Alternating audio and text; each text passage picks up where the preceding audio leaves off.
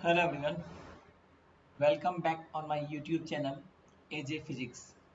So myself Akshay Jain and हम लोग CSIR NET का फ्री ऑफ कोर्स जो कोर्स है उस पर चर्चा कर रहे हैं और CSIR नेट के इस मिशन में सबसे पहले हम लोग क्लासिकल मैकेनिक्स को कवर कर रहे हैं।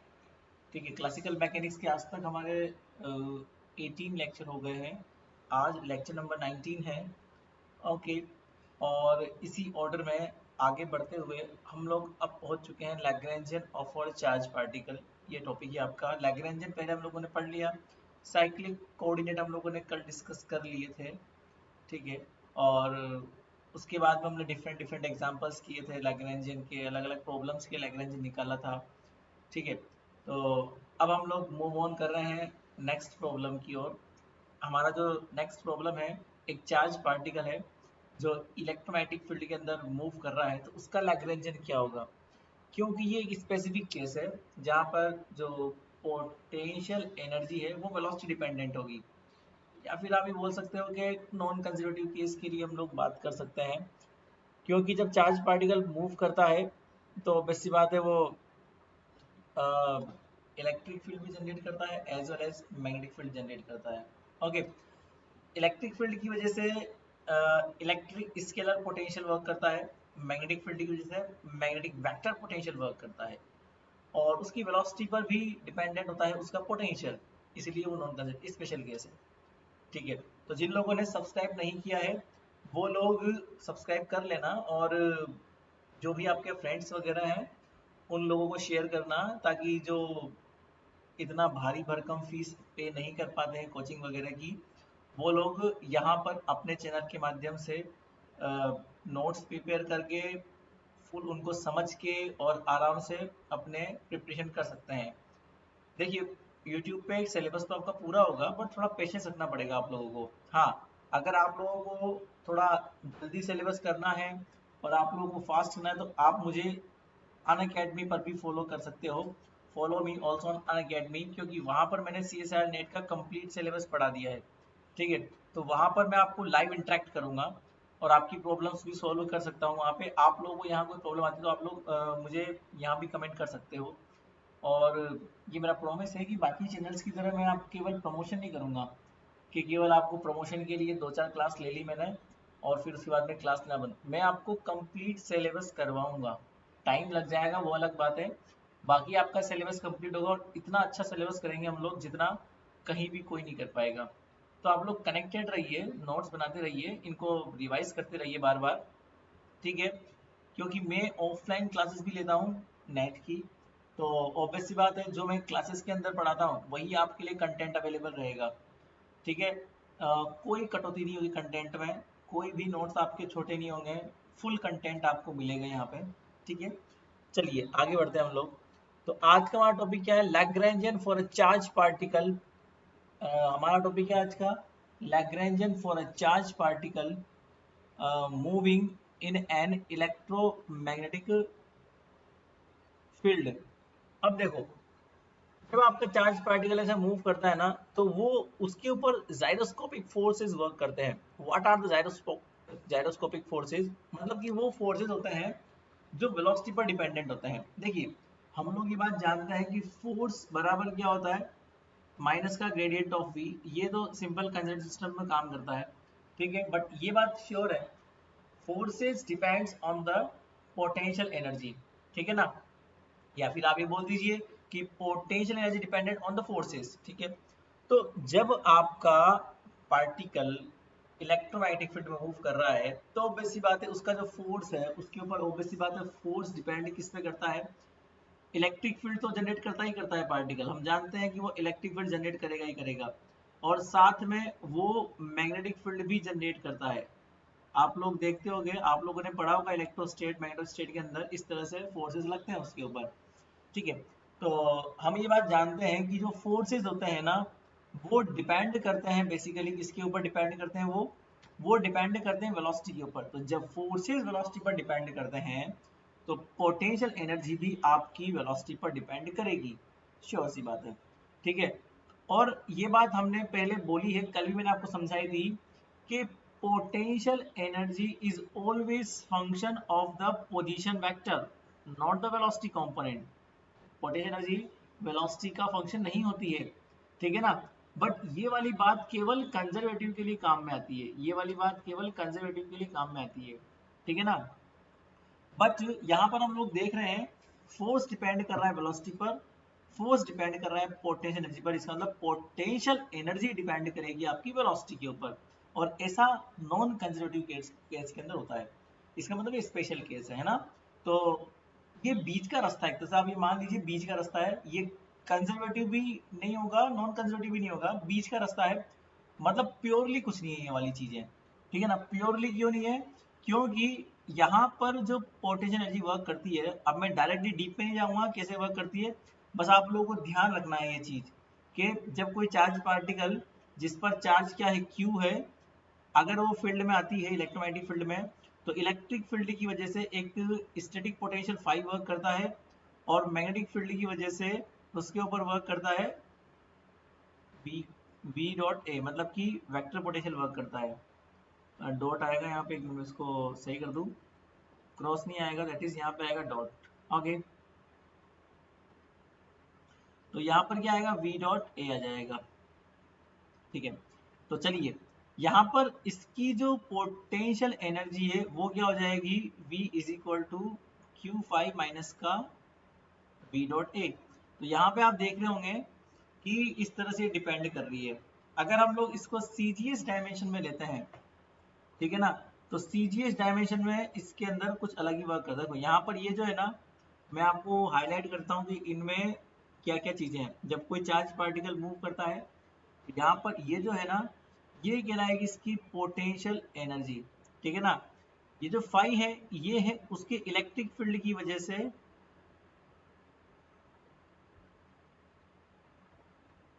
स्केलर पोटेंशियल, ठीक है ना। ये जो V है, ये उस चार्ज पार्टिकल की वेलोसिटी है, ठीक है ना। और ये जो है, ये है उसका वेक्टर पोटेंशियल जो उसके मैग्नेटिक फील्ड की वजह से आएगा, क्योंकि चार्ज पार्टिकल जब मूव करता है, मोशन में रहता है, तो वो इलेक्ट्रिक फील्ड भी जनरेट करता है as well as magnetic field generate करता है।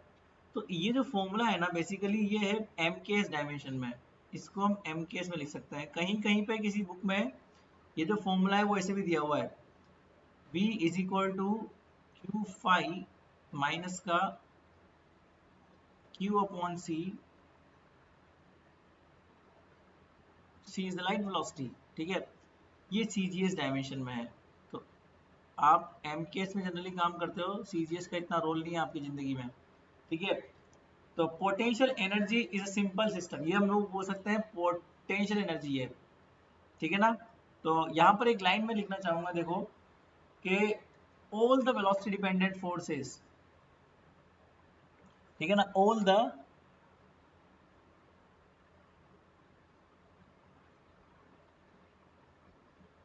velocity dependent forces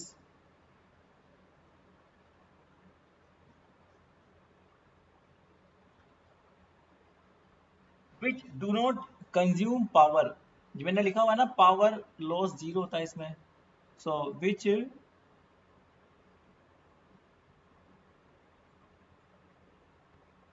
do not consume power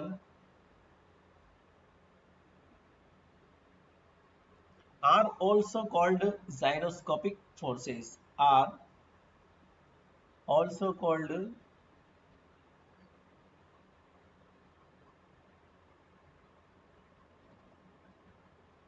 gyroscopic forces, ये आप बोल सकते हो यहाँ पे ना। चलिए अब आगे एक चीज और आपको नोट डाउन करते हैं। अगर आपको लैग्रेंजियन मान ले निकालना कुछ है, सो लैग्रेंजियन फॉर इलेक्ट्रोमैग्नेटिक फील्ड बराबर क्या हो जाएगा। अब इसमें कोई दिक्कत नहीं आएगी आपको, लैग्रेंज बराबर L is equal to t minus v, जहाँ पे टी तो आपको जो दिया हुआ है वो तो ठीक है, और इसके अलावा आपको निकालना है पोटेंशियल एनर्जी, जो आपको ऊपर मैंने लिखा हुआ है। तो Q five plus plus plus minus minus plus हो जाएगा वी डॉट ए, एम के डायमेंशन में आपको लिखना है। तो ये आपका लैग्रेंजियन हो जाएगा सिंपल सा, ठीक है। अब यहाँ पे आप देखना एक और आपको मैं नोट डाउन करवाना चाहूंगा, ठीक है? तो एक चीज आप नोट डाउन कर सकते हो यहाँ पे, if Lagrangian for a system of n degree of freedom, if Lagrangian for a system of n degree of freedom satisfying Lagrangian equation,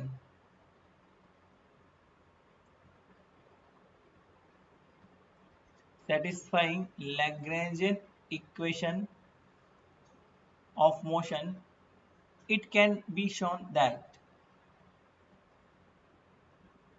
it can be shown that तो यहाँ पर आप देखो लैग्रेंजियन जो होगा आपका टाइम डिपेंडेंट लैग्रेंजियन होगा, क्योंकि यहाँ पे नॉन कंजर्वेटिव सिस्टम है ना। तो यहाँ मान लीजिए time dependent Lagrangian l dash is equal to, आप बोल सकते हो l plus d f upon D t. यहाँ पर हम इसको ऐसे बोल सकते हैं, एल डैश बराबर क्या हो जाएगा, D f upon D T simply. So also satisfy the Lagrangian equation, also satisfy the Lagrangian equation, also अगर आपका Lagrangian जो है Lagrangian इक्वेशन ऑफ मोशन को सेटिस्फाई कर रहा है ना, तो एल डैश भी Lagrangian इक्वेशन को सेटिस्फाई करेगा, ठीक है ना, उसको अनअफेक्टेड रखेगा, डोंट वरी। और ऐसा इक्वेशन अभी आपके आया था दिसंबर 2019 में, है ना। Also satisfy Lagrangian, also satisfy the Lagrangian equation of motion where f is an arbitrary function। मैंने आपको करवाया हुआ अभी ये question, where f is n, हम लोगों ने एक लेक्चर लिया था, उस लेक्चर के अंदर मैंने आपको बताया था अभी दिसंबर 2019 में एक क्वेश्चन आया था, उसमें बताया था कि चार ऑप्शन में से ऐसा कौन सा ऑप्शन है जिसे लैग्रेंजियन में ऐड करने पर आपकी Lagrangian equation of motion change नहीं होगी। तो उसमें आपको यही एक एफ छांटना था जो डिपेंड करता है इस तरह के कोऑर्डिनेट के ऊपर। ये जो ट्रांसफॉर्मेशन है ना, ये एक तरह के गेज ट्रांसफॉर्मेशन है। आप लोगों ने गेज पढ़े होंगे। गेज ट्रांसफॉर्मेशन क्या होता है कि अगर मान लीजिए आपने किसी पोटेंशियल के अंदर कुछ ऐड किया या फिर नया पोटेंशियल बनाया, तो जो नया पोटेंशियल होता है ना, पुराने पोटेंशियल से क्या किस प्रकार से रिलेशन होता है, क्या उसका ट्रांसफॉर्मेशन, उसे बोलते हैं गेज ट्रांसफॉर्मेशन। तो such a function is called gauge function of Lagrangian, you can say that it gauge function of Lagrangian, ठीक है ना। तो इस तरह से कोई फंक्शन है उसको आप लोग ऐसे वेरी करवा के देख सकते हो कि अगर आपको Lagrangian इक्वेशन ऑफ मोशन को क्या बोलते हैं चेंज नहीं करना है, चाहे आप Lagrangian में कुछ ऐड कर दो, ठीक है। तो मान लीजिए ये आपका Lagrangian है, इस Lagrangian में अगर हम कुछ ऐड कर देंगे ना, तो एक नया Lagrangian एल डैश बन जाएगा, और ये नया Lagrangian एल डैश इसकी इक्वेशन ऑफ मोशन को अनअफेक्टेड रखता है। इसका मतलब जो 19 में क्वेश्चन आया था आपका दिसंबर 19 में, वो उसमें यही था कि आपको उन चारों ऑप्शन से छांटना था कि D f upon D T की टर्म कौन सी वाली है, उसमें से D f upon D T की टर्म है कौन सी वाली, ठीक है। तो हम लोगों ने इस तरह से किया था उस क्वेश्चन को, अगर आप लोगों को ध्यान हो, मैंने आपको करवाया हुआ है क्वेश्चन, ठीक है। और इसी वजह से मैं बोल सकता हूँ कि Lagrangian equation of motion are invariant under r, invariant का मतलब ये होता है कि वो चेंज नहीं होती है ना, आर इनवेरिएंट अंडर गैलीलियन या फिर गेज, इसमें गैलीलियन बोल सकते हो आप इसको, या फिर गेज बोल सकते हो, गैलीलियन ट्रांसफॉर्मेशन, गैलीलियन ट्रांसफॉर्मेशन, इसके अंदर भी वो चेंज नहीं होगी, उसमें कोई इफेक्ट नहीं आएगा, ठीक है। इस तरह से इक्वेशन ऑफ मोशन हम लोग बोल सकते हैं। आप लोग देखना जब हमने क्वेश्चन किया था ना, उस क्वेश्चन में 19 वाले क्वेश्चन में यही काम किया था। चलिए एक और क्वेश्चन मैं आपको करा दूँ, एक्स्ट्रा क्वेश्चन है, ये छूट गया था मेरे ध्यान से। लैग्रेंजियन इक्वेशन ऑफ मोशन से ही ये क्वेश्चन आपका है ना, तो एक और हम क्वेश्चन करते हैं, देखो यहाँ पे a particle of mass m, मैं यहाँ पे लिख दूं पहले आपका क्वेश्चन एक्स्ट्रा क्वेश्चन ही है। A particle of mass m, a particle of mass m is constrained to move, is constrained to move on the plane curve, on the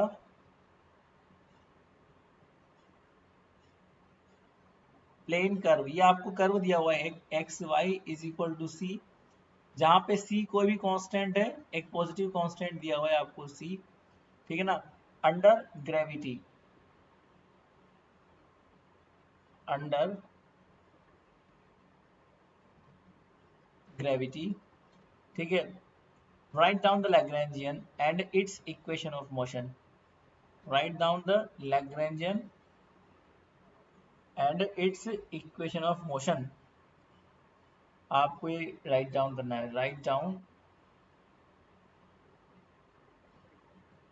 the Lagrangian and it's equation of motion. बड़ा simple सवाल है। देखो आपको दिख रहा होगा फिलहाल एक पार्टिकल ही यहाँ पे है, तो जितने पार्टिकल होते हैं उतनी ही क्या आती है, काइनेटिक एनर्जी की टर्म आती है ना। तो हमारे पास टी बराबर क्या हो जाएगा, हाफ एम, और दो कोऑर्डिनेट आपको दिख रहे हैं एक्स और वाई, दो दिख रहे हैं ना, तो 2D में मूव कर रहा है तो एक्स डॉट स्क्वायर और वाई डॉट स्क्वायर। बट यहाँ पे क्वेश्चन में आप देखना एक्स और वाई में रिलेशन निकाला हुआ है, रिलेशन मिलते ही एक कांस्टेंट लग जाएगा। इसका मतलब हम लोग क्या करेंगे, हम क्वेश्चन में से इसको निकाल लेंगे, और जब इसको हम लोग x और y को डिफ्रेंशिएट करेंगे तो x dot y plus y dot x बराबर क्या हो जाएगा, जीरो हो जाएगा, है ना। x dot y plus y dot x बराबर क्या हो जाएगा, जीरो। तो यहाँ से हम बात बोल सकते हैं कि x और y में रिलेशन, तो y डॉट बराबर क्या हो जाएगा, माइनस का x dot y upon x, ठीक है। तो ये रिलेशन निकल जाएगा, तो इस रिलेशन से हमारे पास काइनेटिक एनर्जी की टर्म क्या हो जाएगी, हाफ m। अब ये x dot square plus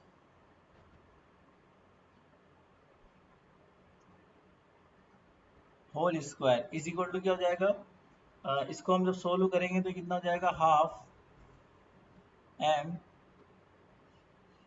x dot square बाहर निकाल लो, यहाँ बच जाएगा वन, प्लस यहाँ पे कितना हो जाएगा,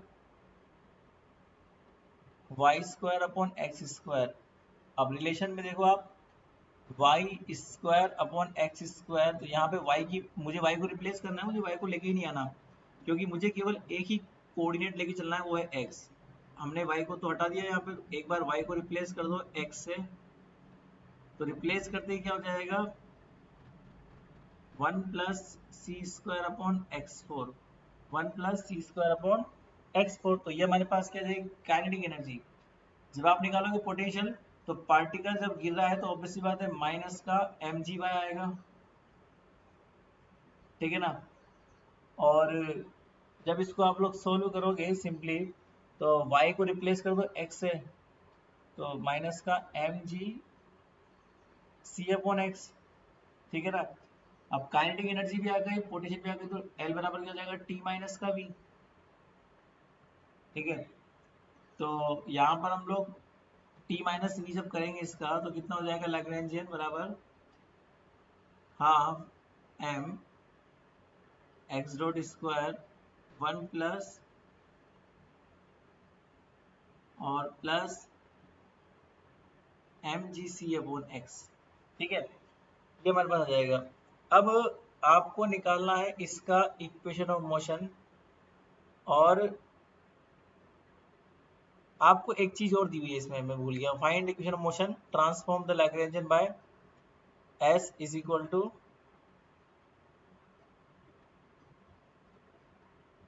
चलो कोई नहीं, इक्वेशन ऑफ मोशन निकालने वाला काम आप करेंगे, होमवर्क दे रहा है आपको ये, ठीक है।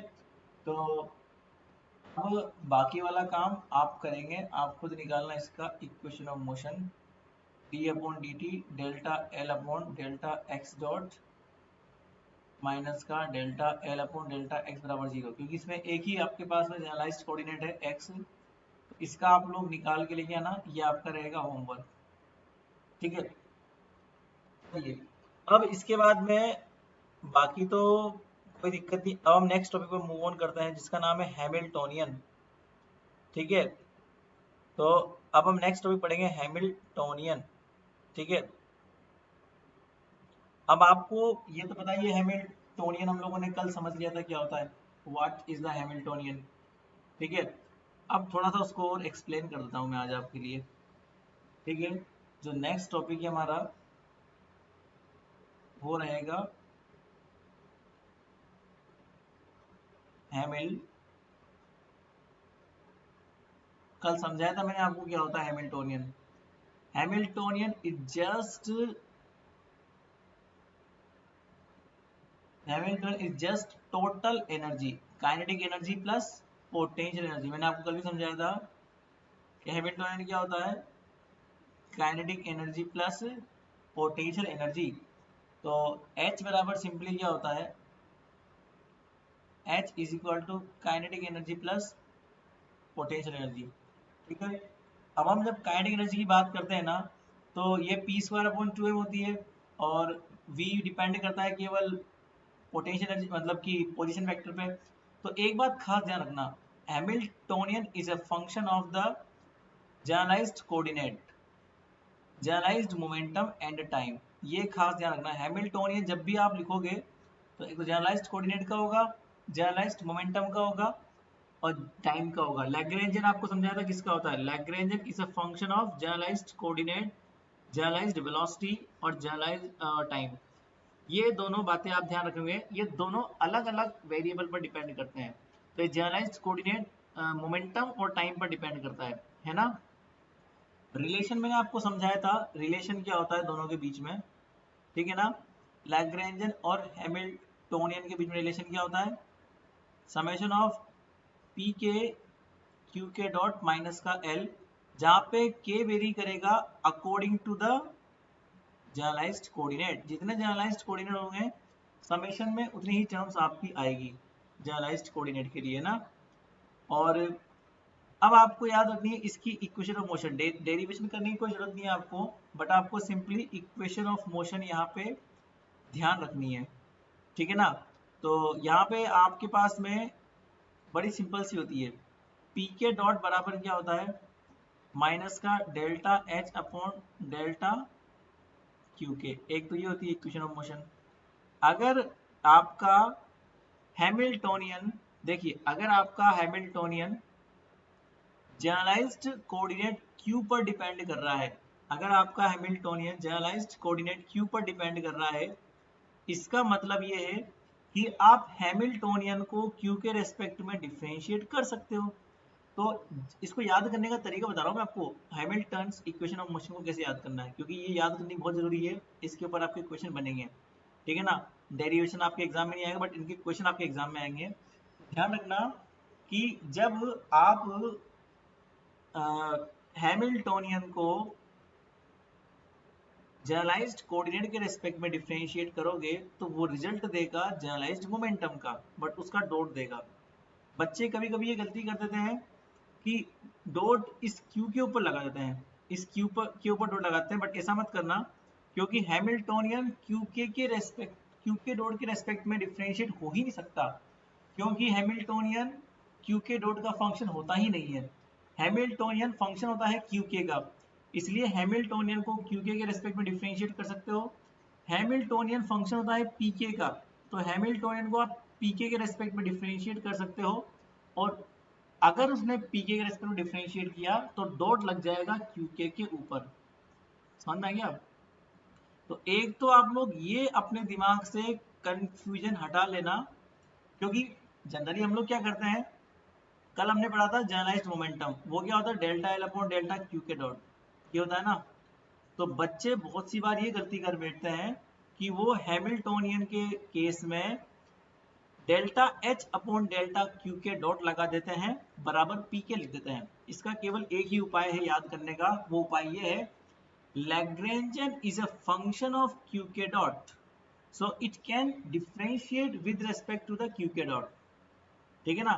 तो लैग्रेंजियन को क्यू के डॉट के रेस्पेक्ट में आपने डिफरेंशिएट कर दिया और ऑब्वियसली वो रिजल्ट देगा पी के का।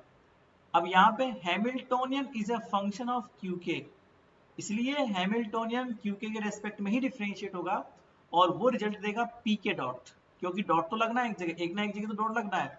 अगर यहाँ डॉट नहीं लगा है तो ऑब्वियस सी बात है यहाँ डॉट लगेगा आपका, ऑब्वियस सी बात है।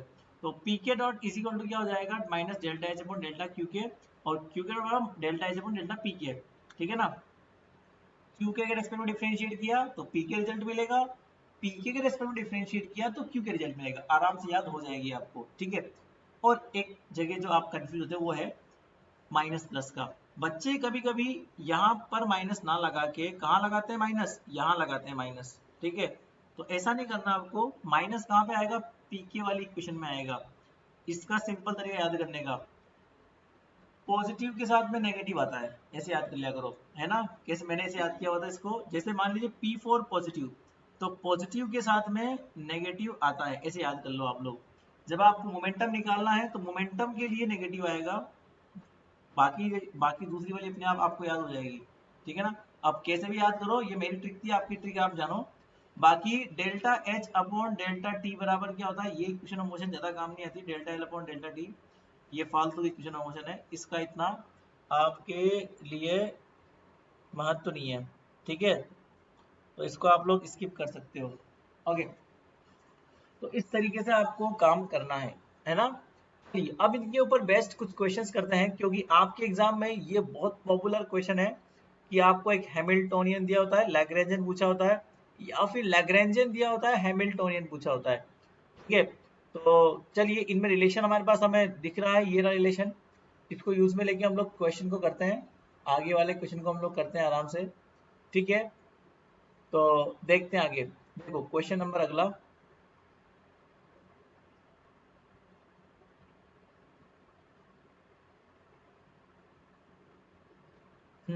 क्वेश्चन नंबर 1, आपको एक लैग्रेंजियन दिया हुआ है, इस लैग्रेंजियन को हैमिल्टोनियन में कन्वर्ट करना है, ठीक है ना। सारे क्वेश्चन ऐसे ही हैं, आपको एक लैग्रेंजियन दिया हुआ है और उसको आपको हैमिल्टोनियन में कन्वर्ट करना है, तो इसके कुछ स्टेप्स है वो आप लोग को फॉलो करनी है और कुछ नहीं है, और बड़ा सिंपल सा काम है। लैग्रेंजियन के अंदर जनरलाइज्ड कोऑर्डिनेट आएगा, जनरलाइज्ड वेलोसिटी आएगी, पर हैमिल्टोनियन के अंदर जनरलाइज्ड वेलोसिटी स्किप कर देना, क्योंकि हम देखो यहाँ पे जनरलाइज्ड, ये फंक्शन किसका होता है, जनरलाइज्ड कोऑर्डिनेट का होता है, जनरलाइज्ड वेलोसिटी का होता है और टाइम का होता है ना। अब यहाँ पे जिस भी कोऑर्डिनेट के ऊपर डॉट लगा हुआ है ना, वो जनरलाइज्ड कोऑर्डिनेट कहलाएगा। अब यहाँ पे x के ऊपर डॉट लगा हुआ है, y के ऊपर डॉट लगा हुआ है, z के ऊपर डॉट लगा हुआ है, मतलब तीनों क्या है, जनरलाइज्ड कोऑर्डिनेट है। तो इसका मतलब लैग्रेंजियन किसका फंक्शन है, x का फंक्शन है, y का फंक्शन है, z का फंक्शन है, तीनों का फंक्शन है जनरलाइज्ड कोऑर्डिनेट। x डॉट का फंक्शन होगा, y डॉट का होगा, z डॉट का होगा, है ना, और एक टाइम का होगा। बट याद रखना, हैमिल्टोनियन किसका फंक्शन होता है, वो होता है जनरलाइज्ड कोऑर्डिनेट, जनरलाइज्ड मोमेंटम और टाइम का। इसलिए जब भी आप हैमिल्टोनियन लेके आओगे ना, उसके अंदर कभी भी x dot y dot z dot मत लेके आना, px py pz लेके आओगे आप। x y z आ जाए कोई दिक्कत नहीं है, पर आएगा px py और pz और टाइम। तो चलिए अपन कन्वर्ट करना सीखते हैं। पहला स्टेप ये है कि हमें निकालना है यहाँ पे h और l में रिलेशन। अब यहाँ पे आप देखना, ये होता है रिलेशन पी के क्यू के डॉट माइनस का एल, याद हो जाएगा ना रिलेशन, पी के क्यू के डॉट माइनस का एल, इस तरह से आपको याद रखना है, ठीक है। अब यहाँ पे के इंडिकेट करता है कि number of degree of freedom, मतलब कि जनरलाइज्ड कोऑर्डिनेट कितने हैं आपके पास में। तो यहाँ पे आप देखना 3 है हमारे पास में, तो के को 1 से लेके 3 तक वेरी करवा दो, मतलब P1 Q1 मतलब कि PX QX। पहला क्या है हमारे पास, PX है, और QX लिखोगे तो अच्छा लगेगा, इसको x डॉट लिखो आप लोग, क्योंकि जनरलाइज्ड कोऑर्डिनेट तो आपका x है ना। तो x dot plus P Y dot plus P Z dot, 3 generalised coordinate है, ठीक है ना।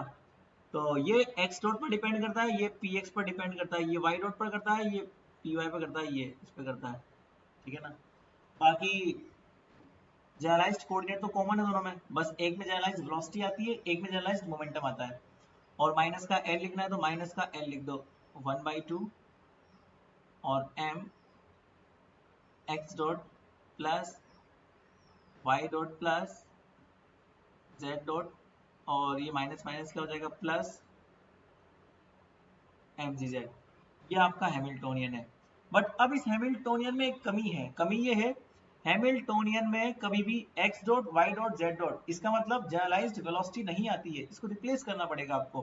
तो रिप्लेस करने के लिए देखो एक तरीका है, लैग्रेंजन डिपेंड करता है x डॉट y डॉट पर, और हमारे पास लैग्रेंजन को डिफरेंशिएट करने का केवल एक ही फॉर्मूला है, और वो ये है जनरलाइज्ड मोमेंटम बराबर क्या होता है delta L upon delta Q के डॉट, है ना। इसी फॉर्मूले को आपको यूज करना है जब भी लैग्रेंजन गिवन होगा, हैमिल्टोनियन में कन्वर्ट करना होगा, तब आप लोग हमेशा इसी फॉर्मूले का उपयोग करेंगे हमेशा, ठीक है ना। तो इस फॉर्मूले में पहले हम लोग पहले px निकालेंगे, तो px बराबर क्या हो जाएगा delta L upon delta X dot. अब आप लोग इतनी प्रैक्टिस के बाद समझ गए होंगे कि delta L upon delta X dot के रेस्पेक्ट में आपको डिफरेंशिएट कैसे करना है, समझ में आ गया होगा, केवल एक्स डॉट का ही होगा। तो ऑब्वियस सी बात है, यहाँ पर आप देखो एम एक्स डॉट स्क्वायर, तो दो आगे आ जाएगा, दो दो कट जाएगा, कितना बच जाएगा एम एक्स डॉट बच जाएगा। फिर यहाँ से आप लोग आराम से एक्स डॉट निकाल सकते हो, बराबर कितना हो जाएगा पी एक्स अपॉन एम, इसको आप इक्वेशन नंबर 1 नाम दे दो, ठीक है। ठीक है, आप लोग उसी तरह से पी वाई निकालना, क्योंकि तीन जनरलाइज्ड कोऑर्डिनेट है, तो तीन जनरलाइज्ड कोऑर्डिनेट के लिए तीन जनरलाइज्ड मोमेंटम निकल के आएंगे, ठीक है ना। Delta L upon delta y dot, और वो जाएगा पी वाई, सेम सिमिलर है में एम वाई डॉट, क्योंकि वाई डॉट के रेस्पेक्ट में होगा बस वो डिफरेंशिएशन, तो वाई डॉट बराबर क्या हो जाएगा पी वाई अपॉन एम। फिर पी जेड इजिकल टू क्या हो जाएगा delta L upon delta Z dot, बराबर क्या हो जाएगा पी जेड बराबर क्या हो जाएगा एम जेड डॉट, बराबर क्या हो जाएगा जेड डॉट इजिकल टू। इसलिए अगर मैं इन तीनों ही इक्वेशन को मतलब दो नाम दे दूं, तो इक्वेशन नंबर 2 से आप वैल्यू 1 में पुट कर सकते हो, और x dot y dot z dot को रिप्लेस कर देना, आपका x dot y dot z dot replace हो जाएगा। तो px multiply with the px upon m plus py multiply with the py upon m plus pz multiply with the pz upon m। चलिए मैंने x dot की जगह value put कर दी, y dot की जगह पुट कर दी, और z डॉट, फिर माइनस का, फिर 1/2 और यहाँ पे m। अब क्या आया आपके पास में x डॉट का स्क्वायर आया, तो क्या हो जाएगा px square upon m square plus py square upon m square plus pz square upon m square, और माइनस का minus minus plus mgz, z तो लिख सकते हो आप लोग, क्योंकि z तो जनरलाइज्ड कोऑर्डिनेट है, हैमिल्टोनियन में जनरलाइज्ड कोऑर्डिनेट आता है, ठीक है ना। चलिए अब आप देखेंगे यहाँ पे h बराबर क्या हो जाएगा, यहाँ पर px स्क्वायर अपॉन m है, ठीक है ना, और यहाँ पर क्या है 1/2 px स्क्वायर अपॉन m, क्योंकि m से m कट जाएगा एक, ठीक है ना, तो px स्क्वायर अपॉन 2m बच जाएगा, px square upon m px square upon 2m। तो इसका मतलब एक में से आधा गया, 1 माइनस हाफ कितना होता है, हाफ ही होता है, तो आधा बचेगा, मतलब कि px स्क्वायर अपॉन 2m। और सिमिलर वे में आप यही काम सबके साथ करोगे, py square upon 2m plus pz square upon 2m, फिर लास्ट में क्या बचेगा प्लस mgz। तो आपको लग रहा होगा it is look like kinetic energy, and ये तो हमारे पास पोटेंशियल है ही सही, ठीक है। तो आपका हैमिल्टोनियन निकल के आ चुका है काइनेटिक एनर्जी प्लस पोटेंशियल की फॉर्म में, बट यहाँ पर काइनेटिक एनर्जी मोमेंटम की फॉर्म में है, ये बात ध्यान रखना। और यहाँ पे आप लैग्रेंजन देखना, लैग्रेंजन आपको दिख रहा होगा kinetic energy minus potential, but ये जो आपका काइनेटिक एनर्जी है वो वेलोसिटी की फॉर्म में है, और ये मोमेंटम की फॉर्म में। तो इस तरीके से आपको ध्यान रखना है कि इस तरीके से हम निकाल सकते हैं, मोमेंटम में कन्वर्ट करना है लैग्रेंजन के जितने भी जनरलाइज्ड कोऑर्डिनेट है उन सबको, ठीक है। और अगर मान लीजिए आपसे पूछ ले कि इनके लिए निकालो लैग्रेंजियन इक्वेशन ऑफ मोशन। क्या निकालो? लैग्रेंजियन इक्वेशन ऑफ मोशन निकालो। ठीक है, तो वो भी आप लोग कर सकते हो। ठीक है, कैसे करोगे? ठीक है, तो हम लोग पहले निकालते हैं पी एक्स डॉट माइनस का delta h upon delta x. हम जानते हैं पी के डॉट माइनस का delta h upon delta Q की होता है ना। तो आप लोग जब हैमिल्टोनियन को x के रेस्पेक्ट में डिफरेंशिएट करोगे तो आप देखो इस हैमिल्टोनियन में कहीं भी x है क्या? कहीं भी नहीं है ना, तो जीरो जाएगा, ऑब्वियस सी बात है। ठीक है, और इसका मतलब मैं ये बात बोल सकता हूँ, और इसी तरह से हम लोग बात मानेंगे तो पी वाई डॉट भी निकालना, वो भी क्या हो जाएगा? माइनस का delta h upon delta y, वो भी क्या हो जाएगा? जीरो हो जाएगा। ठीक है, और इस तरीके से आप जब पी जेड निकालोगे तो वो क्या हो जाएगा? Delta h upon delta Z. ये जीरो नहीं होगा क्योंकि यहाँ पे जेड अवेलेबल है। आप यहाँ पे देखना, यहाँ पर आपके पास में जेड अवेलेबल है, तो जेड के रेस्पेक्ट डिफरेंशिएट करो तो कितना जाएगा? माइनस का एम जी हो जाएगा। ठीक है, तो चलिए इसको थोड़ा सा और एक्सप्लेन करता हूँ मैं आपको। जब इसको थोड़ा सा एक्सप्लेन करोगे आप लोग, तो एक्सप्लेन करने के लिए आप यहाँ देखना, मोमेंटम बराबर क्या होता है? Mass into velocity. Mass into velocity, ये वेलोसिटी हो गया। एक्स डॉट मतलब कि वेलोसिटी, और मोमेंटम के ऊपर डॉट लगा हुआ है, इसका मतलब इसके ऊपर डबल डॉट लग जाएगा, बराबर जीरो आ रहा है। तो आपको ये लग रहा होगा कि x में इसकी मोशन कांस्टेंट है, क्योंकि x के अंदर फ्रीक्वेंसी कहीं नहीं आ रही है ना, फ्रीक्वेंसी कहीं नहीं आ रही। ठीक है, इसी प्रकार से y में भी सेम यही रामायण है, बट z में कुछ अलग है। z में क्या है? जब आप बात करते हो इसकी, तो यहाँ पे आप खुद देखना कि यहाँ पर आपके पास में पी जेड डॉट निकल रहा है, इसका मतलब एम जेड डॉट अवेलेबल है यहाँ पे, यहाँ पर एम जेड डॉट अवेलेबल है। ठीक है ना, और ये जो आपका एम जेड डॉट है वो क्या है? एम जी है। यहाँ पे आपको लग रहा होगा कि यहाँ पर एक ग्रेविटी फोर्स लग रहा है जो नीचे की तरफ उसको खींच रहा है, दिख ही रहा होगा आपको, एक ग्रेविटी फोर्स है। जो यहाँ पर जो एक्सेलरेशन है, वो एक्सेलरेशन क्या है? नेगेटिव ग्रेविटी है।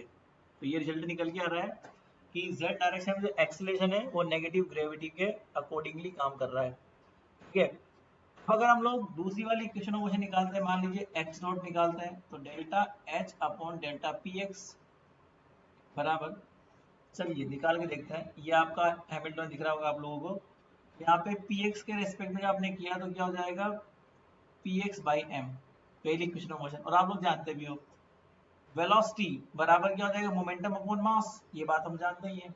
ठीक उसी प्रकार से y डॉट बराबर आप निकालोगे तो क्या हो जाएगा? Delta h upon delta p y, ये भी वही का वही निकलेगा, p y upon m, that is velocity बराबर मोमेंटम अपॉन मास। ठीक है, जब z डॉट की आप निकालोगे तो ये भी क्या हो जाएगा? Delta h upon delta P Z, वही निकलेगा, वो भी पी जेड अपॉन एम, है ना, वेलोसिटी अपॉन मास। तो इस तरह से हम निकाल सकते हैं इक्वेशन ऑफ मोशन।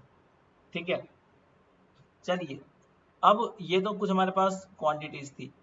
अब एक चीज आपको होमवर्क के लिए देते हैं, ठीक है ना। अगला वाला क्वेश्चन मैं आपको देता हूँ होमवर्क के लिए। अगर आप लोगों को क्वेश्चन नंबर 2 नहीं आता है, आप लोग मुझे कमेंट बॉक्स में कमेंट कर सकते हो क्वेश्चन नंबर 2। ठीक है, बड़ा सिंपल सा क्वेश्चन है, इसको अगर आप लोग निकालोगे, ठीक है, तो आराम से निकाल सकते हो। आपको एक लैग्रेंजियन दिया हुआ है,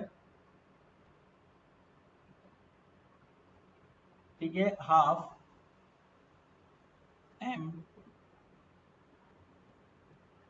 R dot square plus are square theta dot square plus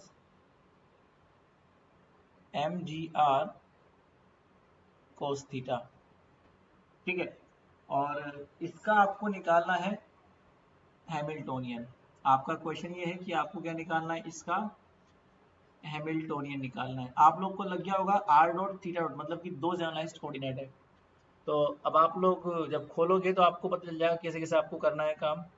ठीक है, और इसका जो आंसर है वो मैं लिख दे रहा, इसका आंसर क्या आएगा, ताकि आप लोग जब निकालो तो आपको दिक्कत नहीं आए। P R square upon 2m, ठीक है, plus p theta square upon 2m are square minus का, ये आपको निकाल के लेके आना है।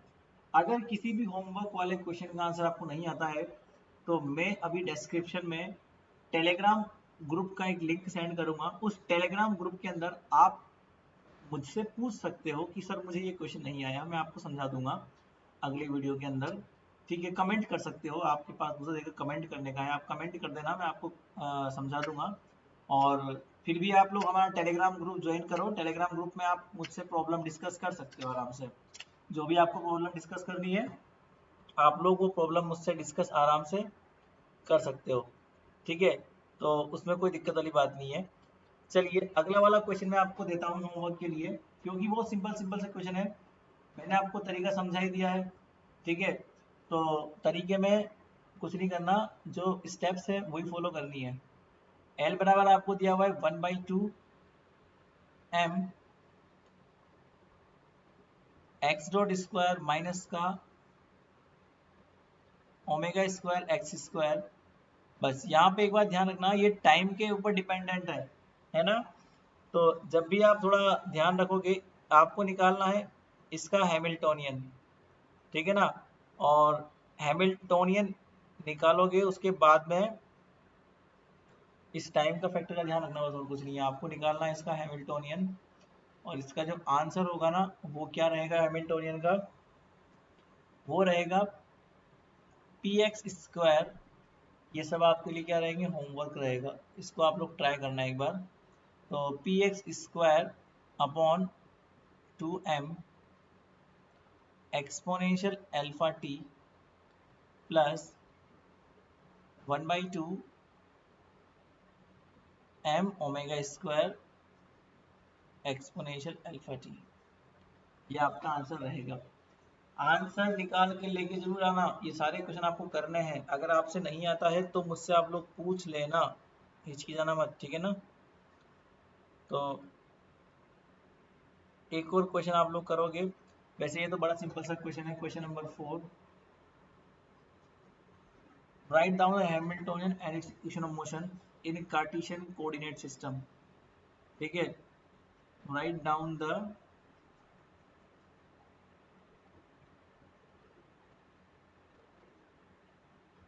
Hamiltonian and it's equation of motion in Cartesian coordinate system, Cartesian coordinate. अब इसकी हिंट ले लो आप लोग, इसको करना कैसे है। देखो आपको स्टेप्स फॉलो करनी है। स्टेप्स में ये फॉलो करना है कि पहले आपको लैग्रेंजन निकालना है। लैग्रेंजन आप लोग जानते हो, कार्टेशियन में क्या होता है, काइनेटिक एनर्जी माइनस पोटेंशियल, मतलब कि half m x dot square plus y dot square plus z dot square. और यहाँ पर आपको निकालना है पोटेंशियल एनर्जी। इसकी वैल्यू आपको पता नहीं है क्योंकि ये प्रॉब्लम के अकॉर्डिंग होती है, तो आप लोग simply V X Y Z के ऊपर डिपेंडेंट मान लो। जब आप निकालोगे इसका हैमिल्टोनियन तो ये निकल के आएगा आपके सामने half 1/2 m P square upon 2m होता है ना, तो पी स्क्वायर अपॉन 2m से क्या हो जाएगा, P X square plus P Y square plus P Z. Direct भी आ जाएगा बट आपको तो केवल जो है तरीके से करना है, और फिर इसकी इक्वेशन ऑफ मोशन तो आप लोग आराम से निकाल लोगे, ठीक है ना। तो इसकी इक्वेशन ऑफ मोशन भी निकाल के लेके आना आप लोग, ठीक है। तो इसकी इक्वेशन ऑफ मोशन क्या क्या हो जाएगी आपके लिए, सबसे पहले तो एक्स डॉट आपको निकालना है, तो वो निकल जाएगी पी एक्स बाई एम। फिर आपको वाई डॉट निकालना है, वो निकल जाएगी पी वाई बाई एम। फिर आपको जेड डॉट निकालना है, वो निकल जाएगी P Z by M. Then उसके बाद में आपको निकालना है पी एक्स डॉट, ठीक है। वो आपका निकल जाएगा माइनस का delta V upon delta X फिर आपको निकालना है P Y dot delta V upon delta Y निकल जाएगा, और फिर निकालना है P Z dot delta V upon delta Z. आपको कुछ लग रहा होगा, देखो मोमेंटम का टाइम के रेस्पेक्ट में डिफरेंशिएशन क्या कहलाता है? फोर्स कहलाता है। याद है कुछ? फोर्स, फोर्स बराबर क्या होता है? न्यूटन का लॉ, याद है? DP upon DT, this is the force. तो यही न्यूटन का लॉ ये फॉलो कर रहा है। और फोर्स बराबर क्या होता है? Negative gradient of the potential. ठीक है, वही चीज तो बता रहा है ये, और वही आपकी निकल के आ जाएगी। तो हर एक सवाल कुछ फिजिकल मीनिंग देता है आप लोगों को, तो ये आपको निकाल के लेके आना ही है। ठीक है, तो ये पी वाई डॉट होता है। ठीक है, और ये आपकी एक तरह से न्यूटन की इक्वेशन ऑफ मोशन ही है और कुछ नहीं है। ठीक है, चलिए ये आपकी इक्वेशन ऑफ मोशन आ गई। अब अगला क्वेश्चन है क्वेश्चन नंबर 5। अब ये कार्टेशियन में था, तो अब अगर आप पोलर सिस्टम में, सिलेंड्रिकल में और इन सब में भी आप निकाल सकते हो आराम से, क्या दिक्कत है? क्योंकि आपको काइनेटिक एनर्जी मैंने सिखाई हुई है कि काइनेटिक एनर्जी को किस तरीके से अपन निकालते हैं। ठीक है ना, तो ये बात आपको पता होनी चाहिए कि अगर आपको निकालना पड़ जाए हैमिल्टोनियन, ठीक है, लैग्रेंजियन वगैरह वगैरह, तो ये आपको आना चाहिए अलग अलग सिस्टम में। ठीक है, तो ये आपको निकाल के लेके आना है। मैं हिंट कर दे रहा थोड़ा सा। पहले आपको निकालना है पोलर के अंदर, फिर आपको निकालना है सिलेंड्रिकल के अंदर, फिर आपको निकालना है स्फेरिकल के अंदर।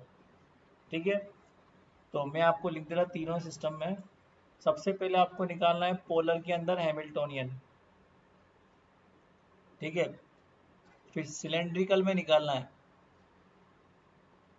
हैमिल्टोनियन, फिर आपको निकालना है स्फेरिकल के अंदर हैमिल्टोनियन। कोऑर्डिनेट्स आपको पता होने चाहिए कि क्या होते हैं।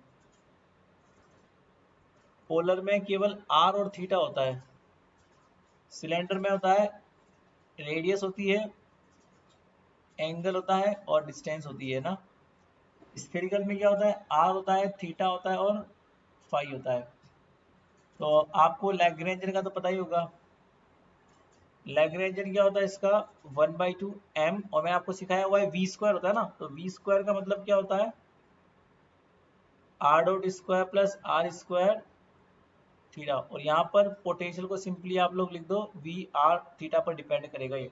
ठीक है ना, जनरलाइज्ड कोऑर्डिनेट के ऊपर डिपेंड करेगा। तो और इसी प्रकार से जब आप सिलेंड्रिकल का लिखोगे, तो सिलेंड्रिकल में लैग्रेंजन क्या हो जाएगा? 1/2m, और ये भी आपको पता है कि रेडियस का डॉट का स्क्वायर आता है प्लस रो स्क्वायर। अगर किसी ने कोऑर्डिनेट सिस्टम वाली क्लास नहीं देखी है ना, तो क्लास जरूर देख लेना।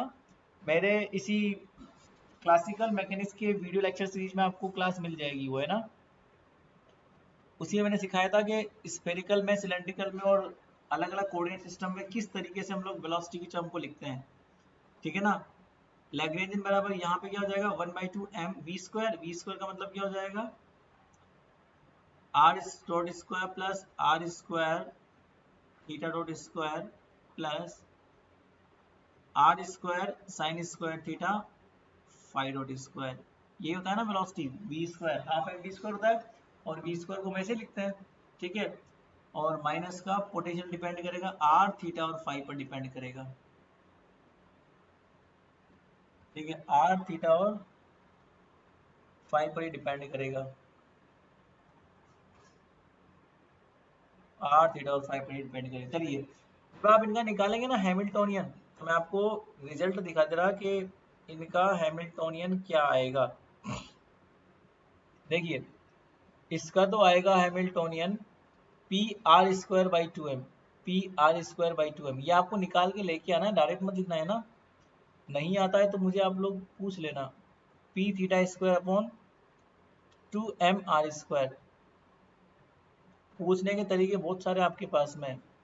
पहले तो कमेंट कर सकते हो, दूसरा आप टेलीग्राम ग्रुप के ऊपर मैसेज कर सकते हो।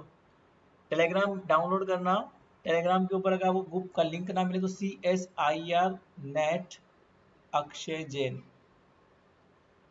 लिंक मैं वैसे डिस्क्रिप्शन में दे दूंगा आप लोगों को, बट ये हमारे ग्रुप का नेम है, तो आप लोग वहाँ पे मुझसे पूछ सकते हो। और यहाँ पर आपको जब इक्वेशन ऑफ मोशन निकालनी होगी ना, तो इक्वेशन ऑफ मोशन कैसे निकालोगे?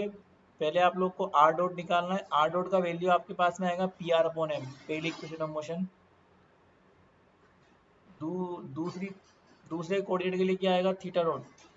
तो थीटा डॉट बराबर क्या हो जाएगा? P theta upon M R square. This is the second equation of motion for the second generalized coordinate. तीसरी इक्वेशन ऑफ मोशन क्या हो जाएगी? पी आर डॉट बराबर क्या हो जाएगा? माइनस का del V upon del R, minus का del V upon del R, और ये हो जाएगी पी थीटा बराबर, ये आपके पास में इक्वेशन ऑफ मोशन हो जाएगी। ये आपको निकाल के लेके आनी है तीनों कोऑर्डिनेट सिस्टम के लिए। यहाँ पर अगर आप सिलेंड्रिकल में बात करते हो तो सिलेंड्रिकल में लैग्रेंजियन तो आपको बता ही दिया मैंने। हैमिल्टोनियन जब आप निकालोगे तो वो आएगा H is equal to P rho square upon 2m plus P phi square upon 2m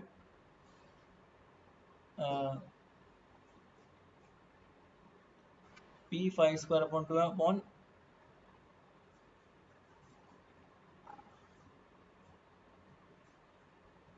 row square और plus P Z square upon 2m plus V rho phi Z. जब आप इसका निकालोगे इक्वेशन ऑफ मोशन तो rho dot is equal to जाएगा P rho upon M, phi dot हो जाएगा P phi upon M rho square और Z dot हो जाएगा आपका पी जेड अपॉन एम। ठीक है,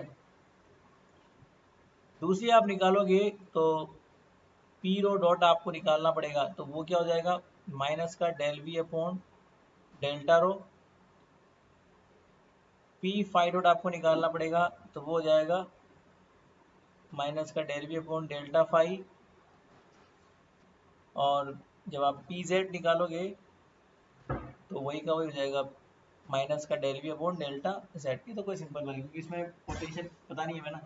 जब तक पोटेंशियल एनर्जी ना पता हो, क्योंकि वही होता है पोजीशन का फंक्शन, तो आपको इसे ऐसे लिखना पड़ेगा। यहाँ पर आपका h क्या होगा?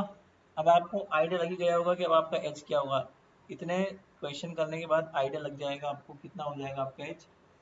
तो P R square upon 2m है ना। अब यहाँ पे आर स्क्वायर मल्टीप्लाई में है ना, इसलिए आर स्क्वायर यहाँ पे डिवाइड हो जाएगा, तो P theta square upon 2m, और यहाँ पे आर स्क्वायर डिवाइड में आ जाएगा। यहाँ पे आपका ये क्या है? इसे बोलते हैं scale factor h1 h2 h3 है ना।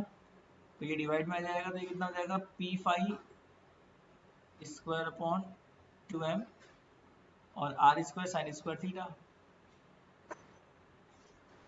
और प्लस ये तो हो गया काइनेटिक एनर्जी, और ये क्या हो जाएगा? पोटेंशियल। और वही इक्वेशन ऑफ मोशन क्या हो जाएगी? आर डॉट बराबर क्या हो जाएगा? P R upon M, theta dot बराबर क्या हो जाएगा? P theta upon M R square, और phi dot is equal to क्या हो जाएगा? P phi upon M R square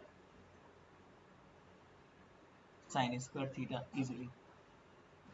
ठीक है, तो चलिए ये वाला काम है। बाकी मोमेंटम वाली तो आपको पता ही है, मोमेंटम वाली क्वेश्चन डिपेंड करेगी पोटेंशियल के ऊपर, और वही का वही निकल के आएगा और कुछ नहीं आएगा। जब तक पोटेंशियल ना पता हो तब तक आप इसको नहीं निकाल सकते। पी आर की भी वही आएगी, पी थीटा की वही आएगी, और पी फाइव की भी वही आएगी। ठीक है ना, तो इतना काम आपको करना है। ठीक है, अब हम लोग मिलते हैं नेक्स्ट वीडियो में। अभी के लिए थैंक यू, क्योंकि वीडियो बहुत बड़ा हो गया, और भी बहुत सारे क्वेश्चन हैं हमारे पास अभी। तो हैमिल्टोनियन निकालने के और भी क्वेश्चंस बहुत सारे हैं, तो उन क्वेश्चंस को हम लोग कल करेंगे। जितने भी क्वेश्चंस हैं, रिमेनिंग जितने भी क्वेश्चन बचे हुए ना हैमिल्टोनियन के लैग्रेंज में कन्वर्ट करने वाले, वो सभी क्वेश्चन हम लोग कल करेंगे, क्योंकि इस तरह के क्वेश्चन आपके एग्जाम में आते हैं, इसलिए ये इम्पोर्टेंट टॉपिक है, इसको हम लोग नहीं छोड़ सकते। ठीक है ना, तो चलिए फिर मिलते हैं हम लोग नेक्स्ट वीडियो में। Bye bye. जय जिनेंद्र।